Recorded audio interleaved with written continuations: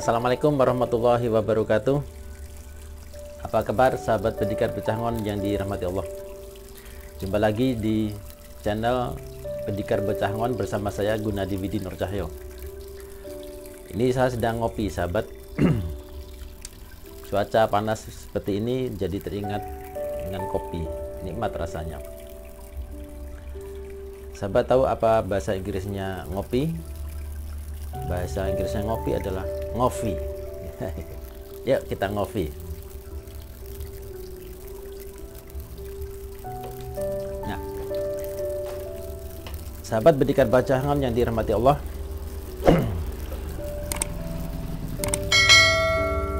karena teringat nikmatnya kopi, maka kemudian saya teringat untuk membahas filosofi kopi di channel Pendikar Becangon pada kesempatan kali ini. Pada episode sebelumnya kita telah membahas tentang kekuatan ikhlas sahabat, bahwa di dalam diri seorang ikhlas itu terkandung kekuatan seperti kekuatan Superman. Nah, itu sudah kita bahas sebelumnya, dan pada kali ini kita akan memperdalam lagi untuk lebih mudah memahami bagaimana pemahaman kita tentang ikhlas ini. Kali ini saya akan ajak sahabat Pendikar Becangon untuk belajar filosofi kopi.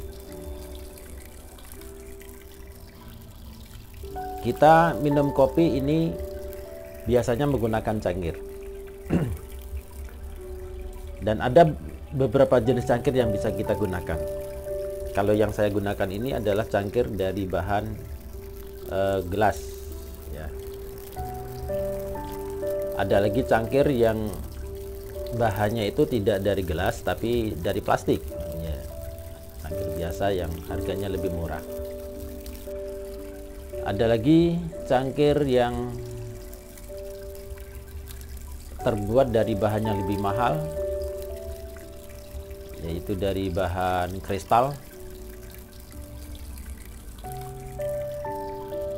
Dan mungkin ada juga di beberapa daerah yang cangkirnya terbuat dari kayu yang lebih antik.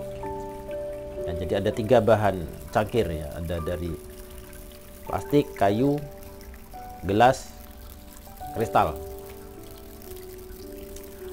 Nah, sahabat Pendikar Becangon, kalau misalkan kita jajar, misalkan kita menerima tamu beberapa orang, kita campur cangkir itu dengan berbagai macam jenis. Dari 4 jenis tadi, yaitu ada cangkir plastik, ada kayu, ada yang dari gelas, dan ada yang dari kristal. Nah, kita tuangkan kopi ke cangkir-cangkir tadi. Kemudian kita persilahkan tamu untuk mengambil mana yang mereka suka. Nah, biasanya cenderung orang akan memilih cangkir yang paling bagus dulu. Ya.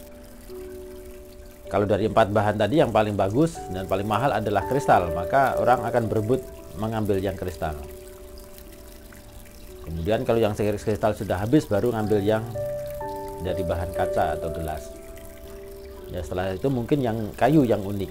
Dan yang terakhir kali yang paling murah dan mungkin yang nggak paling menarik, Yang kurang menarik adalah gelas plastik, itu menjadi pilihan terakhir. Barulah mereka meminum dan menikmati kopi.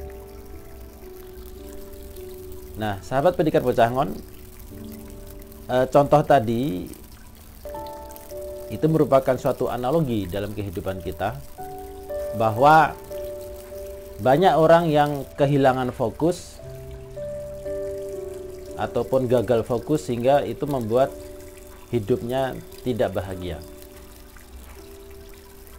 Dalam kisah cangkir tadi, orang lebih fokus kepada cangkirnya, bukan pada nikmat kopinya. Sehingga karena fokus kepada cangkirnya, maka lebih memilih cangkir yang mahal, cangkir yang bagus. Sementara cangkir yang tidak bagus itu menjadi opsi terakhir. Nah, orang lupa bahwa menikmati kopi itu tidak ada kaitannya dengan cangkir. Bahwa menikmati kopi itu apapun cangkirnya, rasa kopinya sama. Rasa kopinya ya seperti ini.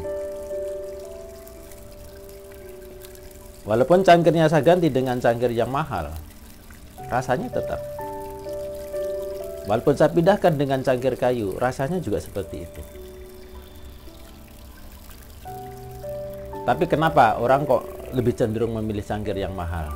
Nah, itu karena gagal fokus atau salah fokus. Nah, apa maknanya sahabat pendidikan Bocangon? Dalam kehidupan kita, dalam kehidupan, banyak orang yang lebih fokus kepada fasilitas daripada kenikmatan hidup itu sendiri. Apa nikmatnya hidup? Nikmatnya hidup adalah ketika hati kita bahagia. Nah, banyak orang untuk mencari kebahagiaan itu dengan mencari fasilitas atau berebut untuk mendapatkan fasilitas yang bagus, yang mewah.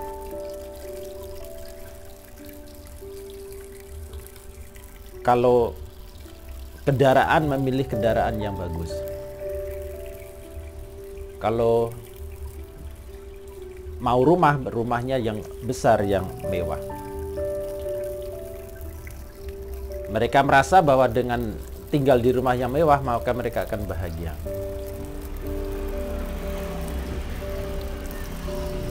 Mereka merasa bahwa dengan mengendarai kendaraan yang bagus, yang mewah, itu akan membuat hidupnya bahagia. Padahal kebahagiaan karena fasilitas itu hanya sifatnya sementara. Ada juga yang merasa mendapatkan kebahagiaan kalau sudah dapat pangkat yang tinggi, titel yang banyak. Padahal pangkat, titel, harta, itu semuanya ada fasilitas, ibaratnya cangkir. Nah, selama kita fokus pada fasilitas, selama kita fokus pada cangkir, maka kadang-kadang kita akan lupa sama nikmat kopinya. Nah, begitu juga dalam kehidupan kita. Ketika kita fokus kepada fasilitas, kita lupa dengan kenikmatan hidup itu sendiri. Kita lupa dengan kebahagiaan hidup kita. Kita lupa bahwa bahagia itu tidak terletak di fasilitasnya.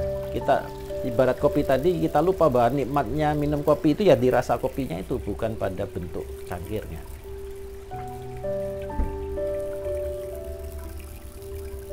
Nah, maka untuk menikmati kebahagiaan ini, untuk menikmati kebahagiaan hidup ini, pelajaran dari filosofi kopi adalah fokuslah pada rasa kopinya, bukan pada bentuk dan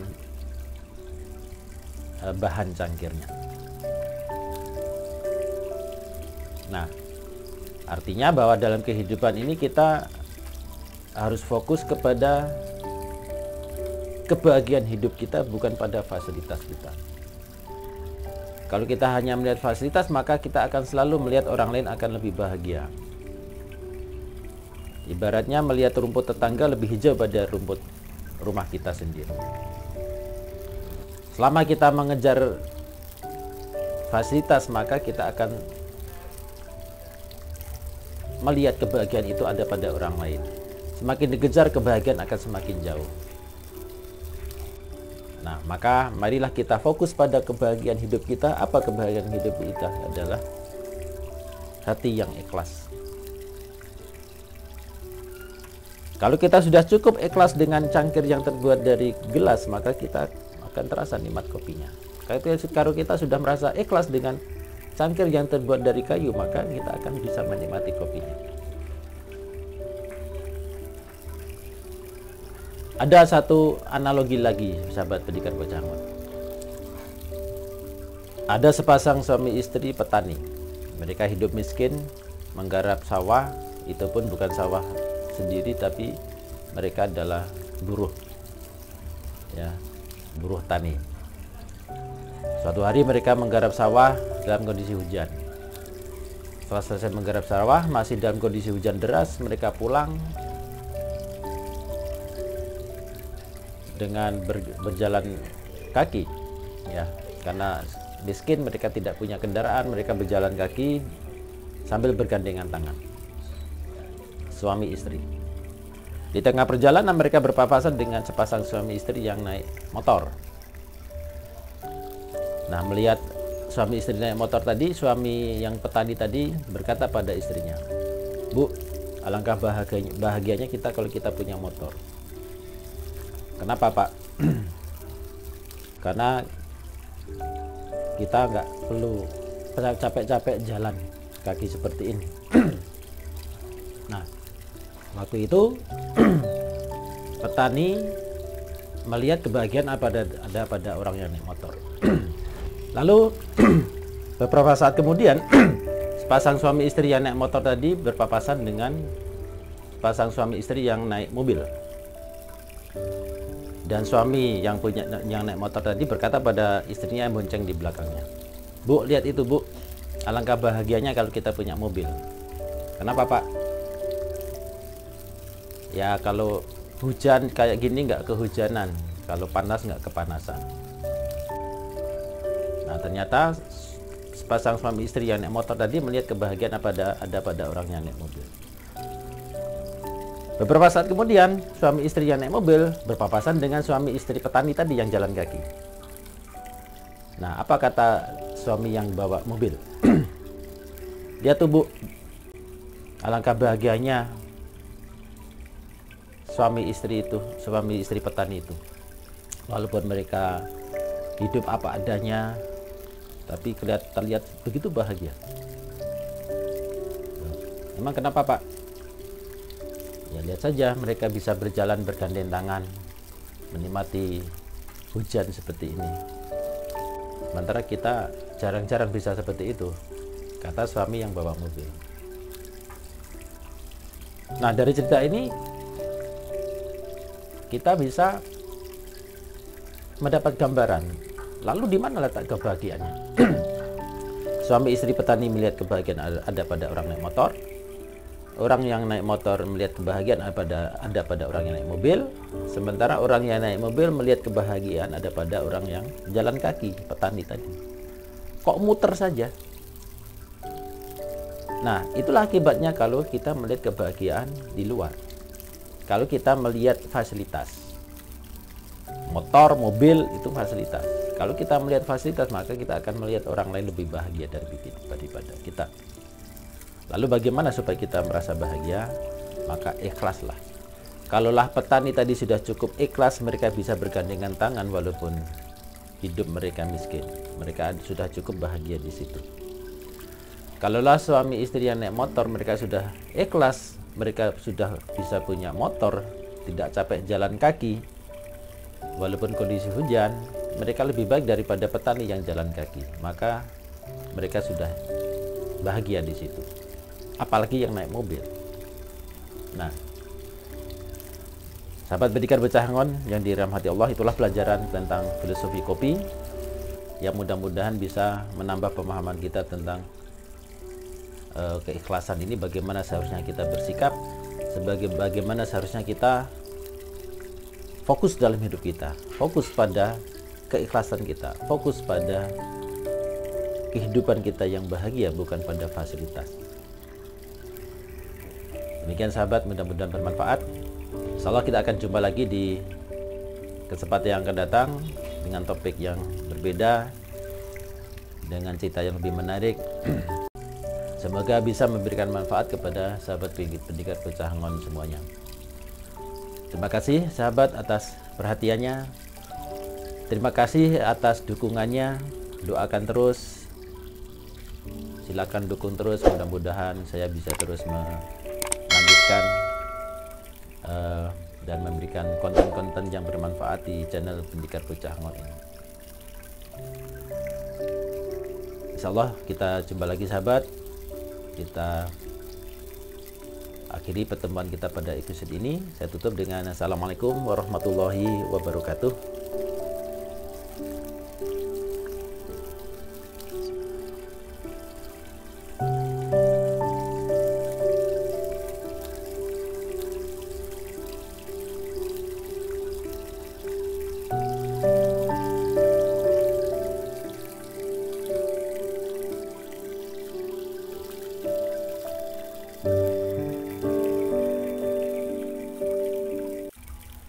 Assalamualaikum warahmatullahi wabarakatuh. Jumpa lagi sahabat Pendekar Pecahangon yang di sahabat pendekar. Assalamualaikum warahmatullahi wabarakatuh. Jumpa lagi sahabat Pendekar Pecahangon yang dirahmati Allah. Jumpa lagi terus.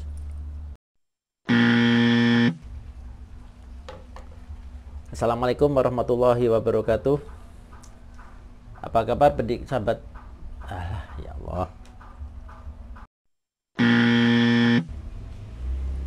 Itulah pelajaran tentang filosofi kopi. Terima kasih.